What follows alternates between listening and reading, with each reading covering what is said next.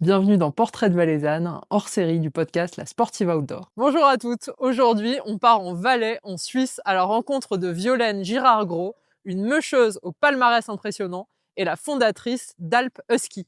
Elle va nous parler de son parcours, de son quotidien avec la meute, de ses compétitions, mais aussi des activités qu'elle organise pour le grand public. Bonjour Violaine, j'ai déjà fait une petite introduction, mais est-ce que tu peux te présenter? Oui, avec plaisir. Alors donc je m'appelle Violaine Girard-Gros et je suis la directrice d'Alpeski, qui est une société qui offre des prestations touristiques 4 saisons, c'est important de le dire, avec des chiens de traîneau. Oui, parce que les chiens de traîneau, c'est pas que en hiver. Non, c'est pas que en hiver. Et est-ce que tu peux nous parler, donc tu as quand même une grande histoire avec le mushing, est-ce que tu peux nous parler déjà de ta toute première expérience? Oui, alors c'est vrai que quand j'étais petite, j'adorais lire, paradoxalement. Et je lisais beaucoup les Jack London avec le chien Buck et ça me passionnait les univers enneigés. Je faisais du ski de fond aussi et je rêvais d'avoir un chien. Je rêvais d'avoir des chiens de traîneau, je rêvais de cet univers-là. Alors j'ai eu un chien à force d'insister auprès de mes parents. C'était pas un chien de traîneau, mais j'ai vite compris quand même que je pouvais le mettre au collier pour faire du ski de fond et que ça tirait. Donc du coup, mes parents ont réussi à lui faire un petit harnais en cuir par le cordonnier du village parce qu'à l'époque, le matériel d'aujourd'hui n'existait pas et c'est comme ça que j'ai commencé à faire du ski de fond avec mon chien. Puis après, mon grand-papa m'a construit un traîneau en bois, un petit traîneau en bois qui avait pas de frein. Et j'ai commencé à faire un petit peu du traîneau comme ça et j'avais même construit un petit chariot et je promenais, les copines au bord de la route cantonale, avec mon petit chariot en été. Voilà et je me suis toujours dit: «Un jour, j'aurai des vrais huskies». Ah, c'est fou, donc c'est quand même vraiment venu très tôt, le fait de vouloir en faire Oui, ton métier, oui, tout à fait. et à quel moment est-ce que enfin, tu vois, tu as réalisé quelque part que c'était possible? Parce qu'il y a toujours une différence entre parfois on a un peu les rêves de petite fille où on rêve de ça, mais bah, on va pas toujours au bout et là, toi, Non. bah, tu t'es dit: «Si, c'est bon, j'y vais, quoi». Oui, alors c'est vrai que je m'étais toujours promis de pas prendre de chien de traîneau tant que j'habiterais pas à la montagne. Donc je suis partie longtemps du Valais et quand je suis revenue à Morgin, j'ai repris le chalet de mon grand-papa et là je me suis dit: «Ben voilà, c'est le moment de prendre des huskies».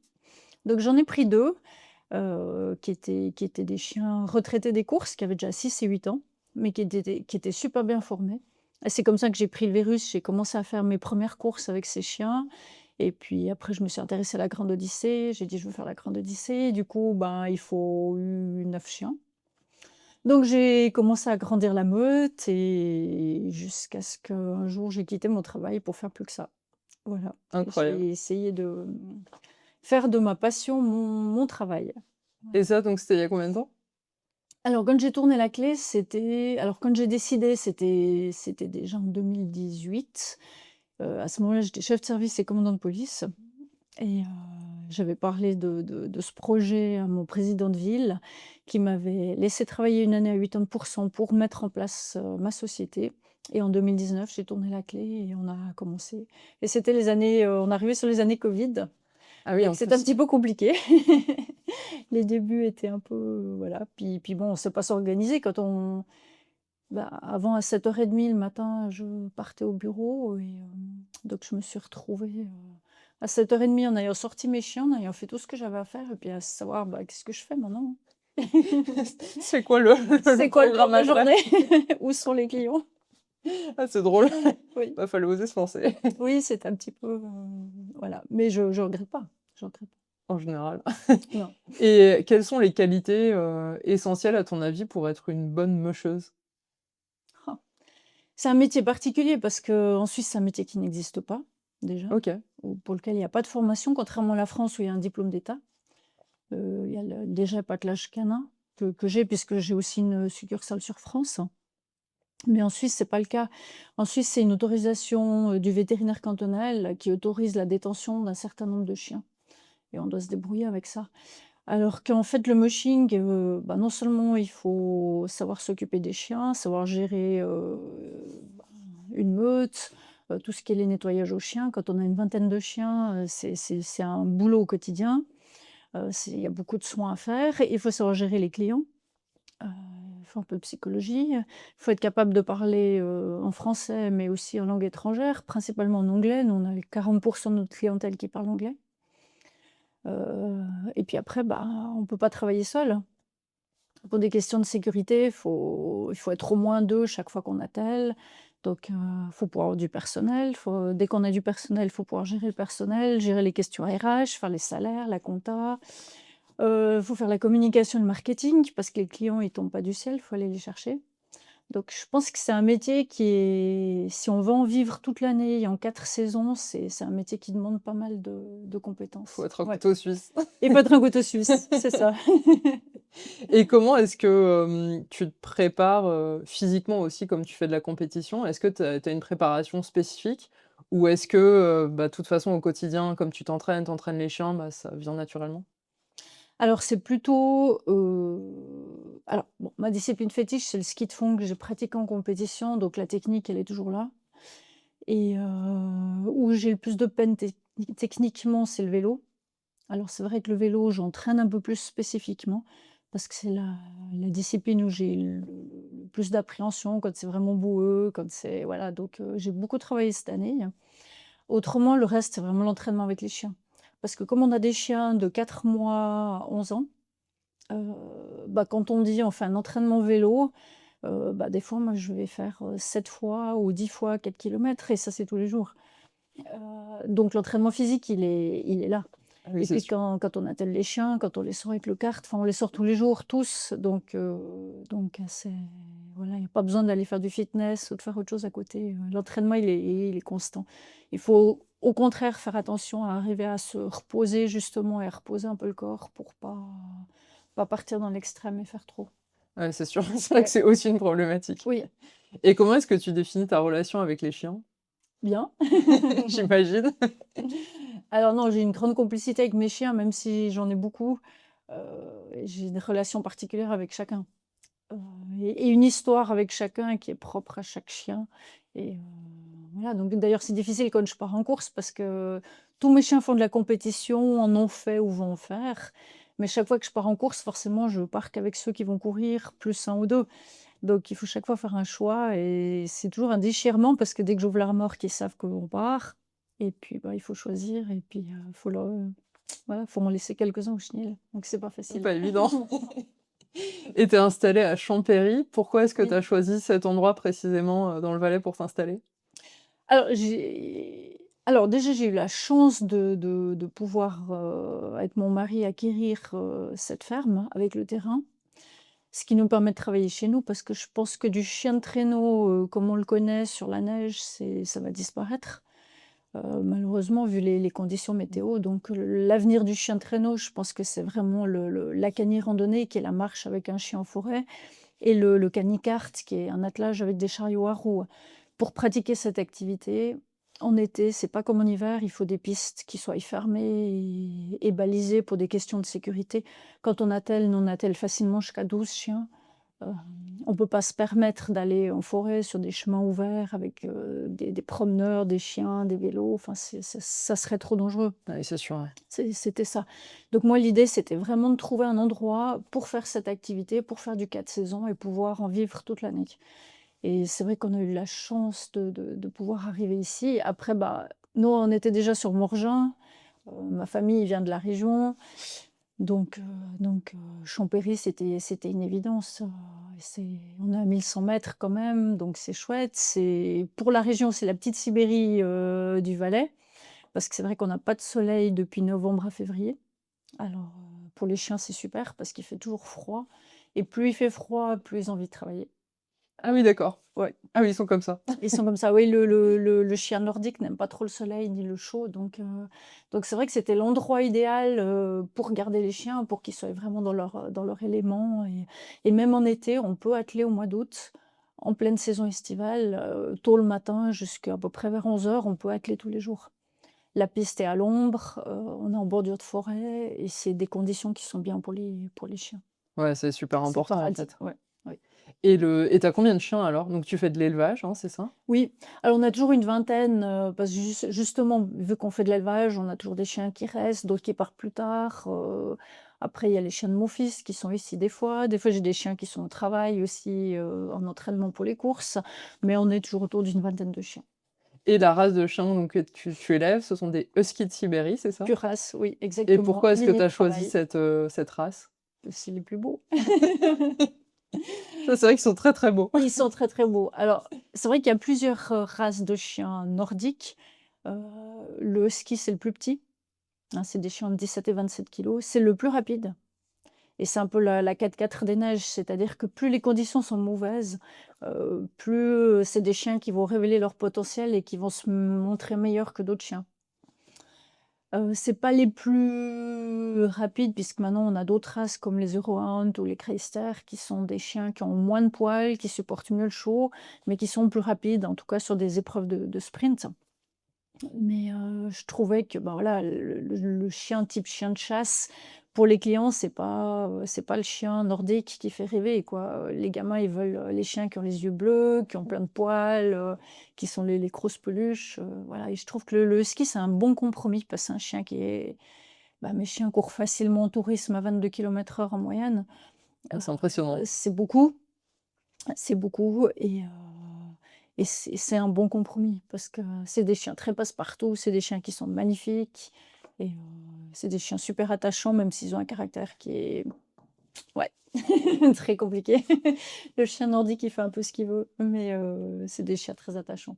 Ouais et puis Ouais. tu arrives à faire, du coup de la compétition et en fait à les utiliser, en tout cas à faire des activités avec les touristes, ça permet de faire les 2 quand même. Ça permet de faire les 2. Alors c'est vrai qu'on alterne beaucoup, moi ça faisait partie aussi de mes volontés. On est actif sur plusieurs stations, hein. On est actif sur, Morgin, Champéry, pour le Valais, sur France, à Châtel et puis sur Villars, sur le canton de Vaud. Et en fait, ça permet ben, des fois, c'est un peu compliqué, il faut se déplacer, on perd du temps, mais d'autre part, ça permet d'avoir des endroits différents de travail et pour les chiens, pour la tête des chiens et même pour nous, c'est super parce qu'il y a pas 2 journées identiques où on travaille sur les mêmes endroits et où on fait les mêmes choses. Et en fait, c'est ce qui garde cette motivation des chiens et ce will to go. Parce que tout le monde m'a dit: «Tu pourras jamais travailler avec des chiens de course, soit tu feras plus de résultats en course, soit en tourisme, ça ira pas». Et puis en fait, ben non, parce que tant qu'on arrive à les motiver, à leur faire découvrir d'autres trucs, à faire d'autres activités, à les amener sur d'autres pistes, bah, les chiens, en fait, ils sont toujours motivés à bosser. Donc en fait, c'est quand même un peu comme nous, enfin et on Oui, a quand même besoin de variété c'est pour être ça, motivé. c'est ça. Et bon, tu disais donc il y a pas de vraie journée type, mais j'allais quand même te demander, tu vois, à quoi ressemble en fait, disons un entraînement quotidien avec les chiens? J'ai du mal à me rendre compte combien d'heures peut-être tu les sors ou combien de kilomètres ou comment ça se Alors, passe? ce qui fait un peu foi, c'est l'agenda. C'est toujours l'agenda et les saisons, c'est-à-dire que en période touristique, ben, on va faire les activités touristiques, ce qui signifie qu'à part peut-être avec un ou 2 chiens où on travaille quelque chose de précis, on va pas faire d'entraînement. Ça va être que le travail avec les clients. Entre saisons, c'est souvent le printemps et l'automne, ben, là, on va travailler des choses plus précises et c'est là qu'on va vraiment faire l'entraînement. L'automne, je dirais, c'est la période principale parce qu'on monte en gradation vers l'hiver, donc on doit préparer les chiens pour les courses et pour la saison d'hiver. Et là, c'est très compliqué parce que la saison de course sur terre, c'est du sprint, donc c'est des petites distances, et la saison d'hiver, ben, c'est moi, je fais plutôt de la moyenne distance, heu et puis pour tenir la saison d'hiver avec les clients, il faut des chiens qui sont plus en endurance et en moyenne distance qu'en sprint. Donc on doit entraîner les 2. Alors, on fait un peu une alternance entre la vitesse, et l'endurance.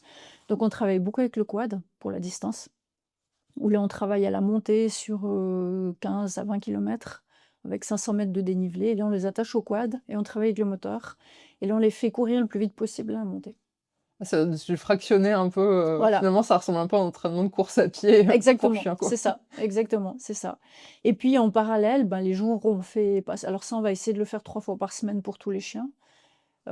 Et quand on fait pas ça, sur les autres jours où on fait un entraînement aussi, ça va être soit le pilotage en carte, où là, c'est nous qui nous entraînons à la reprise des cartes, parce que les cartes de course sont très légers.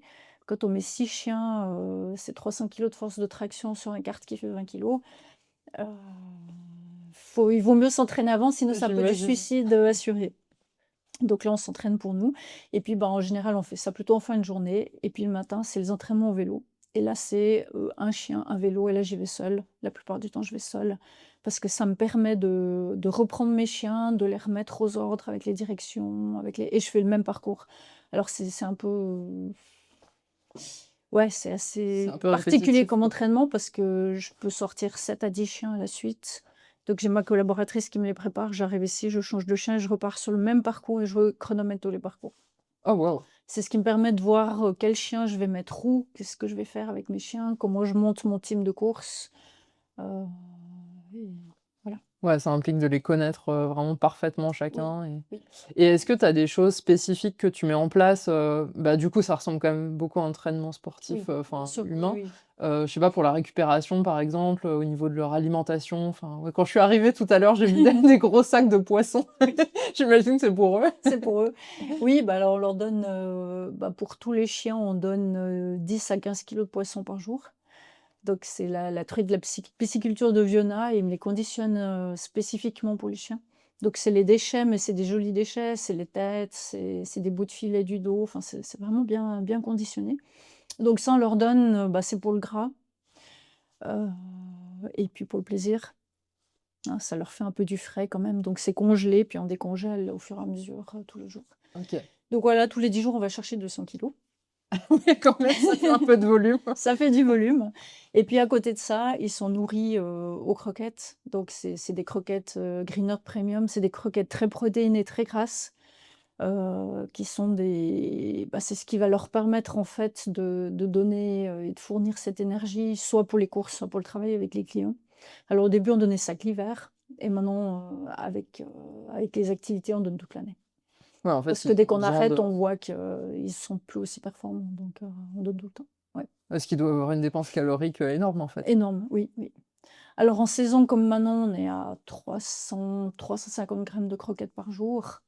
Dès qu'on passe en saison hiver, on double les croquettes et on met un peu plus de poisson aussi. Ah Donc ouais. oui, ils mangent énormément, ouais.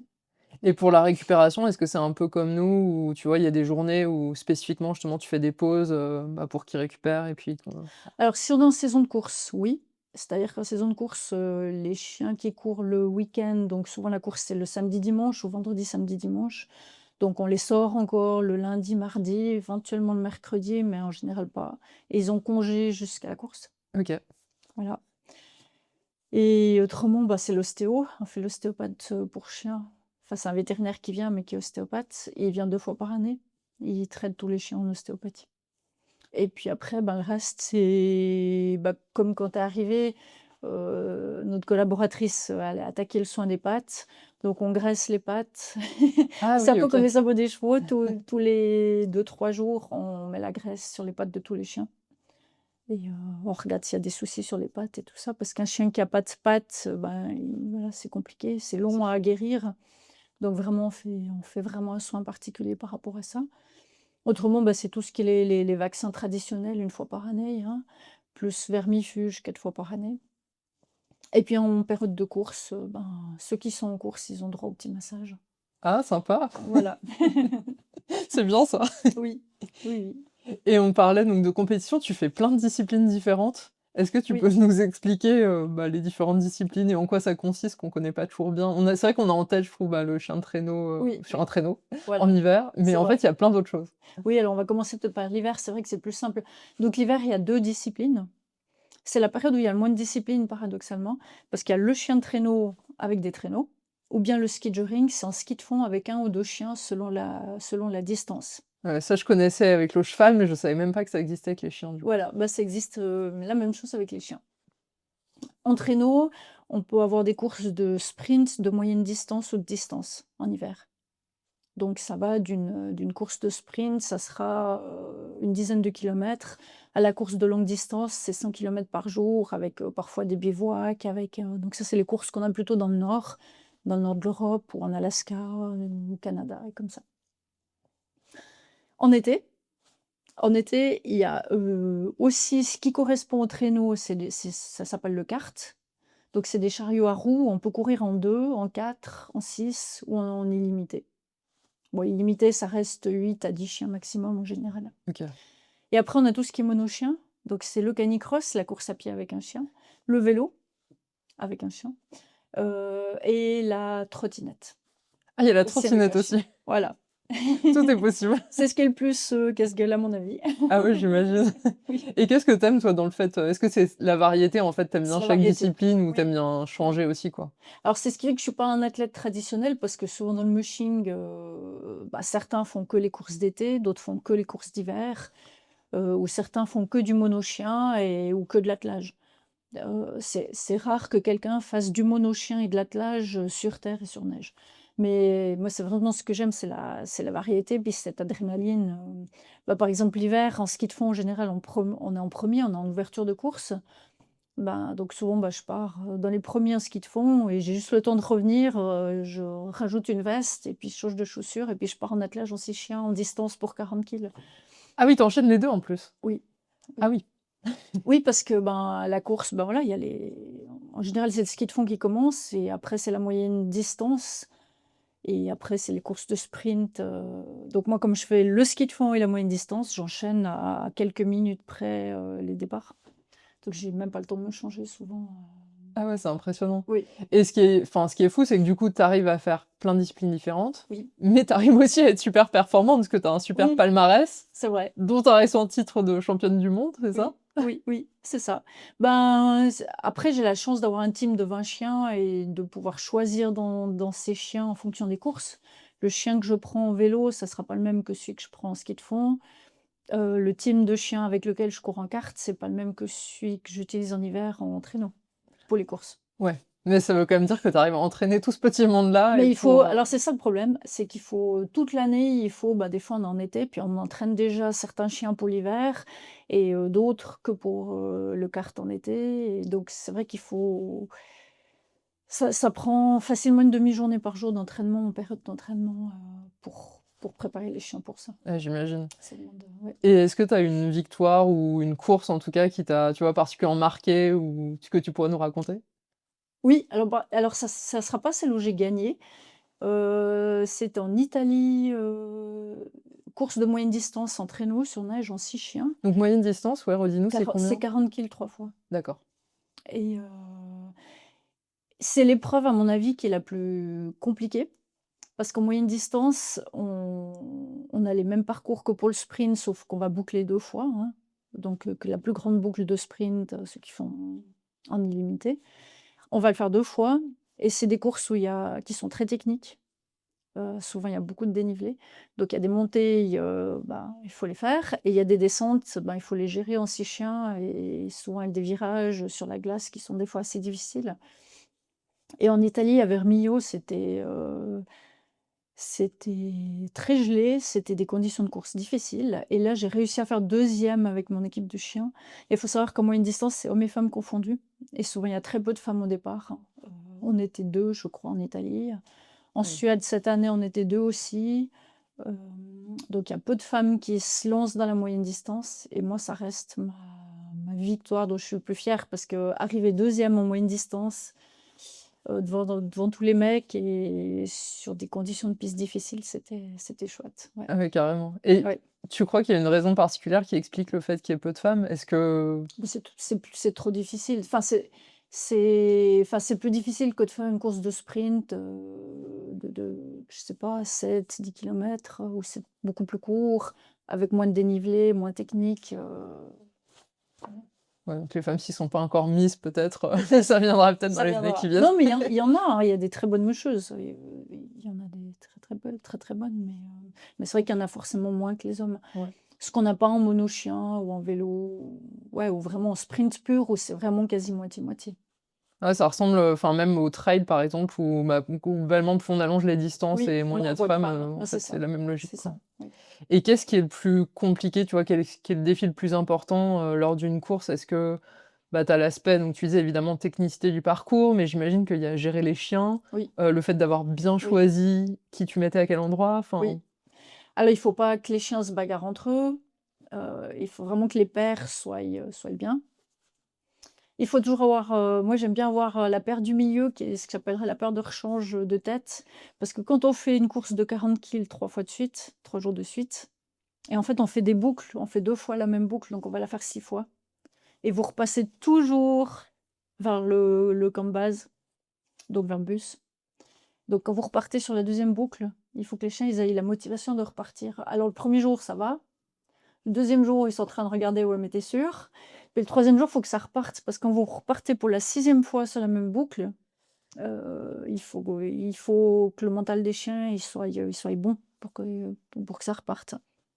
Donc il faut bien gérer les chiens sur cette échéance. Il faut pas les mettre dans le rouge, sur le premier tour, pour être sûr qu'ils puissent donner encore sur le deuxième. Ouais, tu la gestion de Il l'effort, faut vraiment gérer, oui, puis ça, c'est à moi de le faire parce que mes chiens, ils savent pas. Une fois, on peut partir sur 10 kills et puis une fois sur 40, donc c'est à moi de leur dire: «Attention, heu, gardez-en sous la patte. gardez-en sur la patte». Bon, après les huskies, c'est des tricheurs, alors ils travaillent toujours qu'à 60, mais ils ont toujours des réserves, mais Ouais, c'est quand quand même même, ton job mais quand de même. les faire un peu Oui. s'économiser Et puis justement, si on a devant, on met ce qu'on appelle les timidaires, donc c'est les chiens qui obéissent et qui donnent la vitesse. Moi, j'aime bien avoir une deuxième ligne où c'est des chiens, si vraiment je peux changer, parce que des fois, soit le deuxième jour, soit le troisième jour, je change la tête, parce que c'est eux qui se fatiguent le plus et c'est eux qui vont donner le rythme, à l'attelage. Donc des fois, je change. Comme ça, j'ai une tête entre guillemets «neuve», puis les autres, ils ont juste à suivre. ah ouais, c'est C'est quand même très reposant. stratégique en fait aussi, C'est très stratégique aussi, oui, bien sûr. Oui. et quand donc tu as donc l'activité aussi touristique, on en parlait donc avec Alpeski. Ça, tu peux nous expliquer ce que tu proposes en fait, comme activité? Plein de choses, il faut venir découvrir. Ça, je peux que vous inviter à le faire parce que c'est vraiment très chouette. Voilà. Alors, on propose vraiment du 4 saisons. Donc, toute l'année, on propose de l'attelage. Donc, c'est un baptême en attelage, soit en carte, soit en traîneau. Ça dépend vraiment, c'est la météo qui va nous dire qu'est-ce qu'on va utiliser comme moyen.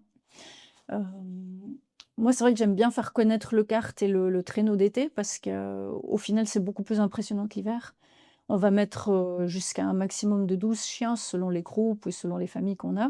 Alors qu'en hiver, on travaille avec 5 chiens par attelage chez nous. Parce que nos chiens sont tellement puissants et rapides que Sinon, tu vas perdre tout le monde. moi, plus que 5 chiens, en tourisme, c'est too much. Donc voilà, on a ça, et c'est vraiment chez nous une expérience avec des chiens de course. C'est pas seulement une balade en traîneau. C'est-à-dire que c'est vraiment une expérience pédagogique d'1 heure où on apprend aussi l'histoire des chiens de traîneau, on apprend les particularités de cette race de chien parce que beaucoup de gens rêvent d'avoir un husky mais ne se rendent absolument pas compte des contraintes. C'est pas un chien de salon, c'est vraiment, un chien dit primitif qui a des besoins particuliers. Donc on explique tout ça, donc on a un petit film qui montre un petit peu aux enfants de manière ludique, qu'est-ce qu'on fait, qu'est-ce qu'on va faire. On a un petit musée pédagogique aussi avec des automates et voilà, tout ça fait partie de l'expérience. Et puis un moment câlin avec les chiens évidemment. C'est quand même important. Ça c'est le best. Mais c'est vrai que c'est chouette de tout avoir, enfin toute l'expérience et de pas juste avoir le côté, on utilise les chiens bêtement un peu et puis, Voilà, exactement. là Bah, ça l'idée c'est vraiment c'est d'apprendre à connaître, les chiens et exactement, oui. Oui, oui. Alors moi, c'était vraiment ce que je voulais, donc on fait ça, c'est vraiment l'activité phare qu'on vend le plus. Autrement, on a la cani randonnée qui marche aussi très, très bien, donc ça, c'est la marche sportive en forêt avec un chien et ça va de 1 heure à jusqu'à la journée, en été avec des repas en buvette, avec des itinéraires. On fait de plus en plus du privatif aussi pour des groupes ou des familles qui sont déjà venues, qui veulent qu'on leur offre, une expérience un peu différente et privatisée que pour eux. Donc on fait passablement ça. On fait du coaching, compétition ou mise à l'attelage d'un chien privé, ça on le fait aussi, ça c'est moi qui fais. On a une boutique, en ligne d'articles pour les sports, canins attelés. OK. On fait un petit peu d'élevage de ski de Sibérie, mais pour les courses ou pour des gens qui font du mushing, on fait une portée par année. C'est vraiment un élevage, familial, alors qu'on est le seul élevage certifié insigne d'or en Suisse pour les chiens nordiques, toutes races, nordiques. C'est-à-dire que ça récompense l'excellence de l'élevage. On est le seul élevage à avoir cette distinction. Mais on reste, très, très petit au niveau de la production et on fait de la médiation aussi en institution avec les chiens. Waouh. Étant psychologue, de formation, j'interviens soit auprès des personnes en situation de handicap, soit beaucoup dans les maisons de retraite aussi. Où on vient, mais on fait pas que de l'occupationnel, on vient vraiment avec les chiens pour essayer d'apporter quelque chose et de faire un soin un peu plus thérapeutique, avec nos chiens. Ouais, c'est Donc génial, voilà. ça fait vraiment plein d'activités Oui, oui. et comment tu arrives à trouver un équilibre entre toutes ces activités? As-tu 24 heures dans ta journée? Alors 16 pour Parce que tu fais travailler tellement de et choses. puis bah, je fais que de travailler en fait, mais comme c'est un plaisir, c'est pas très grave, mais et puis tout ce qui est médiation, on le fait plutôt entre saisons. Heu, donc voilà, mais c'est vrai qu'on est ouvert, 7 jours sur 7 toute l'année, on n'a pas de jour de fermeture. Après, j'ai aussi une équipe derrière moi, hein. J'ai mon fils qui travaille avec moi, mon mari qui travaille aussi de temps en temps avec moi le week-end et on a une employée à plein temps et puis on a encore 2 ou 3 autres personnes qui viennent à la demande, en fonction des besoins. Donc on a, bah, c'est ce qui me permet aussi de partir en course. Ouais, bien C'est sûr. d'avoir une équipe derrière et puis de souffler un peu, puis de faire du bureau, surtout l'hiver, parce que c'est vite compliqué. Il y a Ouais. beaucoup de téléphones, il y a beaucoup d'administratifs et je peux pas être à la fois dehors et au bureau, donc Ouais, c'est vraiment tout en équipe de c'est tout vie, un ouais, équilibre, oui, construit. tout à fait, oui. Et qu'est-ce qui te fait donc là, ça fait quand même plusieurs années que tu fais ça. Qu'est-ce qui te fait encore vibrer, tu vois, dans cette vie avec tes chiens? Ben, toujours ce que je me suis dit au niveau du tourisme, hein, enfin, je l'ai mis sur mon site, hein, moi, c'était mon leitmotiv, c'est de voir les étoiles qui brillent dans les yeux des clients quand ils repartent et au final, bah, tant qu'il y a ça et tant que je vois ça, je continuerai. C'est vraiment, voilà. Après la compétition, ben, avec les chiens, c'est la même chose, mes chiens qui me regardent quand ils montent dans la remorque ou quand ils partent en course ou qu'ils ont fini une course, et puis que je vois qu'ils sont heureux, enfin, j'ai des chiens qui sont, bah, je pense notamment à une de mes vieilles chiennes, elle a 9 ans, mais elle, la compétition, c'est toute sa vie, quoi. Partir avec mon vélo, c'est ouais, c'est donc ça fait un immense plaisir de voir le plaisir qu'elle a. Ouais, j'imagine, ça doit être incroyable. C'est incroyable, oui, c'est vrai. Et est-ce que pour, terminer, j'ai une petite question traditionnelle. Est-ce que tu as un message à faire passer, à des femmes plutôt, mais ça peut être aussi pour des hommes, hein, Oui. qui, tu vois, qui font des sports outdoor, soit un conseil, soit un message? Bah, oser parce que c'est vrai que le mushing, c'est beaucoup des mushers qui travaillent, mais si on prend l'exemple du Valais, ben, on a Charlotte en Valais qui musher, à Verbier, c'est Aline, donc c'est des filles, mais c'est particulier au Valais. Heu, c'est vrai que si on va sur France, c'est beaucoup des mushers masculins plutôt et c'est vrai que c'est un métier difficile où on est dehors, où ça demande de la force, ça demande, voilà, mais c'est pas impossible et il y a plein de choses qu'on peut faire dans ce travail. On n'est pas obligé de faire de l'attelage avec des gros attelages et des chiens qui sont hyper costauds. On peut faire de la rando, on peut faire de l'apprentissage à la conduite de traîneau pour les 3 à 7 ans. Nous, on en fait un petit peu, mais je sais que j'ai une connaissance sur France qui fait quasi que ça, qui tourne toute sa saison d'hiver en apprentissage comme des écoles de ski, pour les 3 à 7 ans. Voilà, enfin, il y a plein de choses à faire. Il faut juste être un peu créatif et puis trouver quelque chose qui correspond à sa personnalité, à sa force, physique. Et être passionné. Voilà et être passionné, oui. Non, sinon, il faut pas faire ce métier-là. Non, non, c'est trop compliqué. C'est sûr. C'est trop compliqué.